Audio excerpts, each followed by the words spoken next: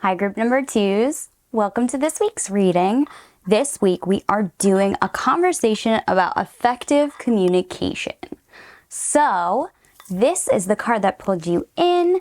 It is the card Evolve from the game Dialect.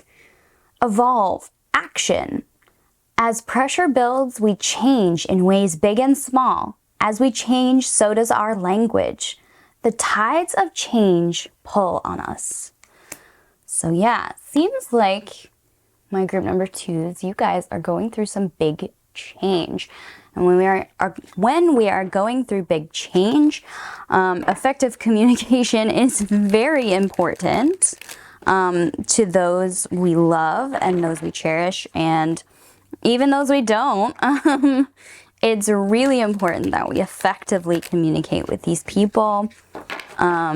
It's very important that we effectively communicate with others when big change is going in our life, because it enables them to help us better, and it enables us to really process the changes that are happening in and around us. So yeah. Let's do it, shall we? I will explain each of the 6 cards as we read them, but for now, let me say what the 6 questions are. What emotion am I feeling right now about this situation? How might I better connect to where this emotion is physically presenting in my body? How might I effectively communicate this emotion to the other person involved? How can I best honor and hold space for how the other person is feeling right now? What action can I take to honor the other person's boundaries while respecting my own? What lesson have I learned from this situation that I can take with me moving forward? So don't worry, I'm going to repeat them. Also, if you want this spread, I will link the Pinterest down in the description, because these are good questions for just like everyday communicating. So, guides of group number twos, thank you. Would you please give me 3 more cards about effective communication? Thank you. So sweet. Okay. So,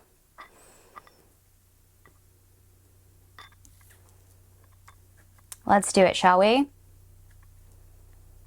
All right, let's get into it. So the first card we have is, what emotion am I feeling right now about this situation? And the card that you guys have is the Ace of Swords.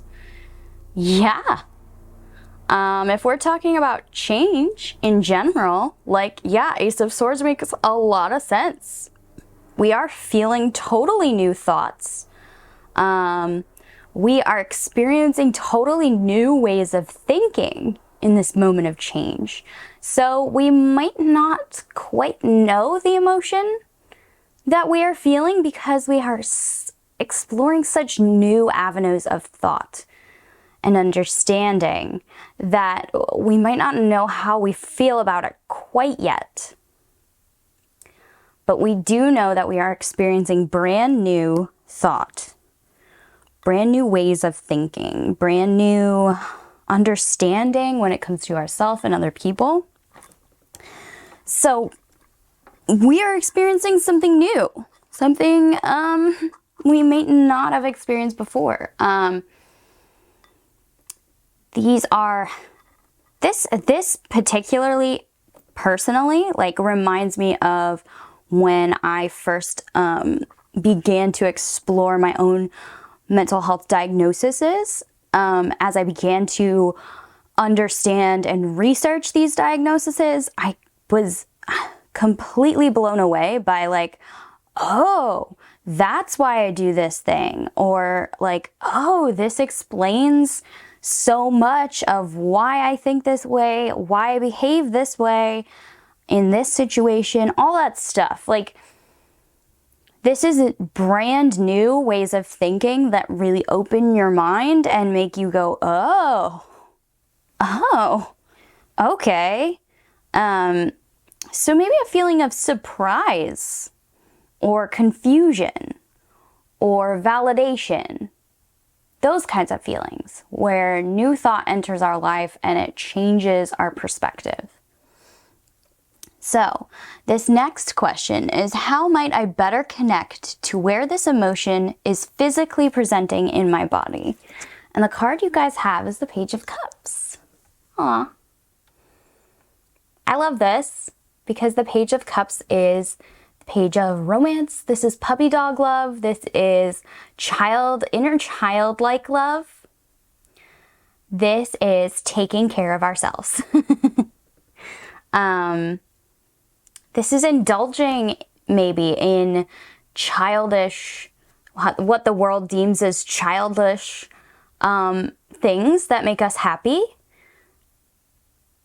This will help us better connect to this emotion, taking care of ourselves and really understanding what makes our inner child feel safe and understood. If we're experiencing totally new ways of thinking about ourselves, there sometimes is this thing called regression where we begin to act younger. We begin to act like our former selves as our younger selves. And this isn't a bad thing necessarily, but it is something that you should recognize and take care of. Like if your inner child is saying like, I need a blanket to sleep with at night, to feel safe, to get the rest I require, like, do that. Take care of our inner child, whatever that looks like for you. As an adult, make sure we do other things that keep us healthy. Like, don't give in to your inner child so much that we're eating chocolate for every single meal. But definitely tune into our inner child and take care of them, because they're experiencing something brand new, and that's sometimes very scary. So, the next card that we have, this is, how might I effectively communicate this emotion to the other person involved? And the card we have here is the Eight of Pentacles. Ooh, I love this Eight of Pentacles, especially this time of year right now while I'm filming. It's October, so spooky season. Let's go spiders, let's go bats, let's go all the things. But Eight of Pentacles, this is great. So the spider is a great representation for the Eight of Pentacles, because the Eight of Pentacles talks about patience and mastery of something. And the spider is a master at weaving their web. They are an artisan of their web. They are a master weaver. In some cultures, they are seen as story weavers. They are seen as fate weavers. So anyway, how might I effectively communicate this emotion to the other person involved? This card talks about mastery. So it's saying practice. Practice makes perfect. It's saying to effectively communicate these things to another person is very difficult, and it's going to take some time and practice. It's going to take many attempts. It's going to take patience and understanding and love of ourselves to be able to master how to communicate this to another person. For example, if you're a neurodivergent person trying to explain to a neurotypical person how your brain feels, that takes a lot of tries to like really nail it down. Because maybe sometimes we don't understand quite ourselves yet. And there's actually a lot of creators online, like TikTok and Instagram and YouTube creators, who do this very thing. They explain how being neurotypical feels in lots and lots of different ways, because they're hoping that it will resonate with somebody so that they will understand. And it might take you a lot of tries to explain how this feels. Explain how this evolution is changing you, because you are currently evolving. So you don't quite understand what is happening yet. So communicating it to another person is going to take time and practice and patience and a lot of masterful weaving. A lot of story time. A lot of relating it to other things. Tying in different parts and connecting them all together. Hope that makes sense for you guys. So the next card we have here, this is card number 4. How can I best honor and hold space for how the other person is feeling right now? And we have the Star card. Oh, I love this.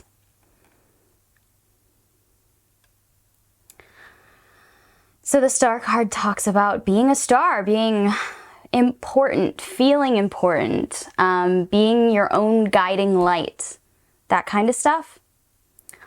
So in the spot of how can I best honor and hold space for how the other person is feeling right now, you can, this is cheesy, but treat the other person how you want to be treated, is what this card is saying. Like, if you don't like a certain tone of voice, don't use that with this other person.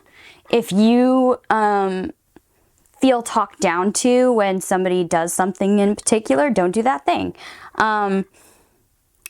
Really understand how you want to be treated and treat that person just how you treat yourself. Make them feel like you care about them, if that makes sense. I'm not saying make them the star of the relationship, but what I'm saying is to best honor their feelings, you have to make them feel seen.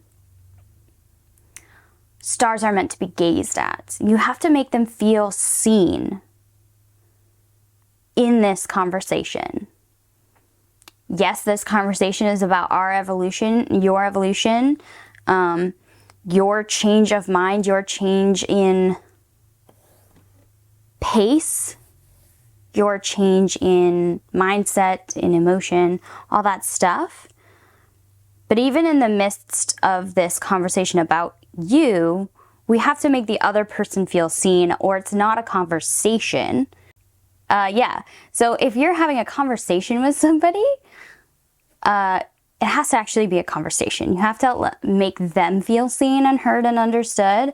If that means taking time from this rant that you're on about this thing to hear their opinion on the thing, let's take some time to do that.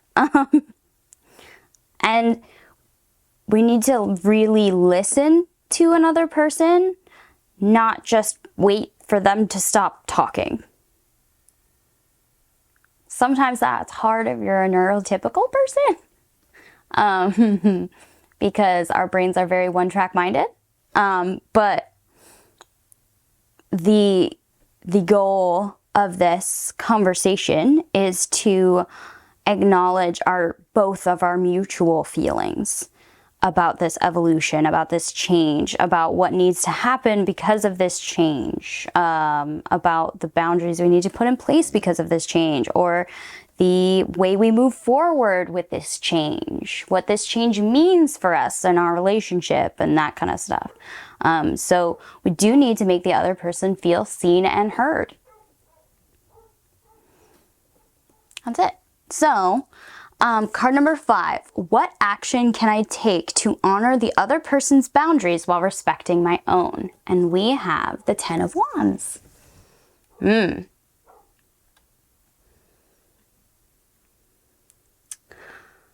10 of Wands talks about carrying too much, holding too much, trying to do too much. So in this position of what action can I take to honor the other person's boundaries while respecting my own, sometimes we need to take a break. We need to put this conversation down because it has gotten to the point where it's not useful to anybody anymore. like if it devolves into a fight or something like that, it's time to put the conversation down. We're not having effective conversation with each other anymore. So we need to respect our boundaries and the other person's boundaries and take a second so we can put down this conversation and pick it up later when we're all in a better headspace.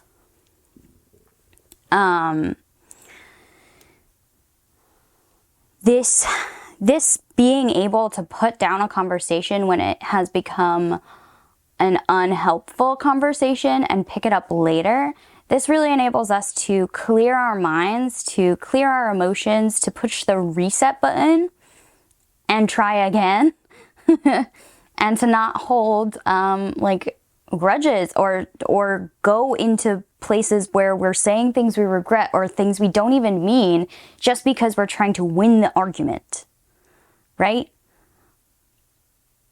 If we if we put down the conversation before it gets to that elevated point, it's almost like in a video game where you like know a boss level is coming, so you save it right before the boss so that you like have a place to go back to that's safe if you don't beat the boss. I hope that makes sense to you guys. But like, yeah, putting down the conversation is like having a save point. All right, we're getting a little overly emotional now. We're not effectively communicating. Let's take a pause. Let's watch a TV show. Let's calm down. Let's go to separate corners of the house. Let's, whatever it is that calms down everybody's emotions and gets us back onto a level playing field. That's what we should do in this situation. Okay? So, last but not least, what lessons have I learned from this situation that I can take with me moving forward? And the card we have for you guys is the Ten of Cups. Aww. You guys, we've learned from this whole situation that there's a lot of love around us. And everybody's goal in this situation is to come out on the rainbow side. Like nobody's goal is to hurt anybody. Nobody's goal is to like put us in a box or anything. The whole goal of this conversation is to have a better ending, to better reunite with each other, to better communicate and love each other through this evolution. Yeah. This person is not out to get you. We have learned that this person's goal is to have a happy ending. And if that's everybody's goal, then when things get heated and we suggest taking a pause, that might be best, like, people are gonna do it. Like, if we remind each other that our goal is unification and love and a family, then we're gonna take the steps to really keep each other safe in these hard conversations about what needs to change. About how we need to change and how we need the other person to show up for us in this moment of change. If our goal is love and unification, and we keep that in mind and remind each other of that, we're going to have much more effective conversations. Okay? So, last but not least, what I'm going to do for you guys is shuffle my Affirmators deck. I love this deck. And get you guys one final message from your guys about this conversation about evolution.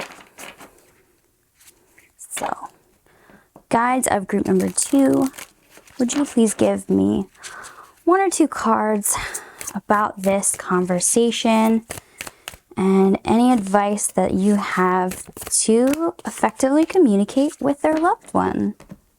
All right, so The cards I have for you guys are spontaneity. Don't worry, I'm going to read them to you. And we have ultimate potential. Yeah, that's that 10 of Cups energy. All right, let me read these to you guys. Oops, I'm sorry. I hope I did not make anybody sick with that. So, spontaneity. Do you like spontaneous adventure of the highest caliber? The only acceptable answer to this question is yes. So buckle up, Charlie. We're about to take a wild ride through the unexplored, unconventional, and underrated. You are about to learn that yes is a magic word with the power to unlock new dimensions in space, time, and after-hours hangouts. Yes will lead you to experiences you didn't think possible and teach you that lifelong friendships are sometimes lurking behind a karaoke mic. There's a pretty good chance your name is not Charlie. Okay, and the other one is ultimate potential. I choose to live a life of my fullest potential. I trust that this will draw me towards experiences and people that support my growth and accomplishment. Tuning into this frequency, I now reach higher heights than I've ever thought possible. Knowing that's an option, why would I ever tune into anything else? I'm looking at you, smooth jazz and talk radio. Hey, sometimes I like talk radio. Anyway, that's all I'm seeing for you guys, group number 2s. Thank you so much for watching. Thank you so much for being here. Please like, comment, and subscribe. That helps me out so much. I hope you guys have a blessed everything. And this was Pan. Bye, you guys.